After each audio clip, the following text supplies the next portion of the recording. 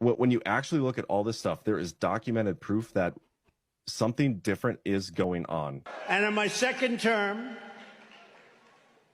which we're sort of having now, but I don't want the results, right? There's a flurry of moves at the Department of Defense, which Rachel Maddow on TV, like, kind of a weird reaction to losing the election, right? Immediately fire the defense secretary and install a new guy. What should happen is what the plan that we're on now, and I think a plan that's going to make people very, very happy. What do they think the NSA and the CIA can do if they were suddenly commandeered by Trump lackeys? We have some very good controls in place.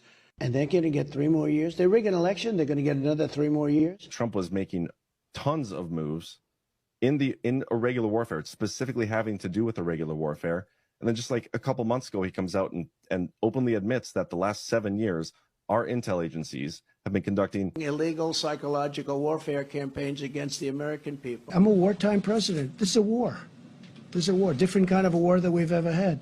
Chris Miller, like, cut the red tape for Ezra Cohen-Watnick, the head of special operations, to report directly to Christopher Miller, the Secretary of Defense. They think it's a trick that I'm playing on them.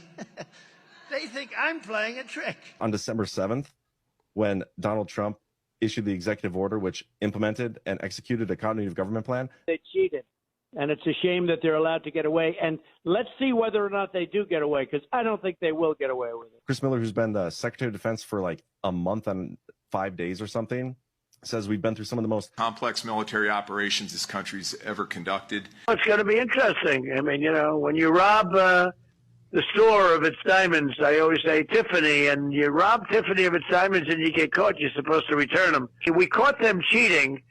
You're going to let somebody that cheated stay for 3 more years? I can't imagine it. Donald Trump issued 10 national security presidential memorandums in his last 10 days in office. Those specifically deal with national security matters. He issued one every 53.7 days leading up to that point, and he issued 10 in his last 10 days, and some of them are still classified. We have no idea what they are. If we are right about the fraud, Joe Biden can't be president. But when you're beating the so-called, I say so-called president of the United States, when you're beating him by so much. 2 days before Trump left office, the continuity of government protocol, like the warning system, was sent out to thousands of government employees. And everybody's like, what the hell is going on? I don't want the results of this second term. This second term is a disaster for this country.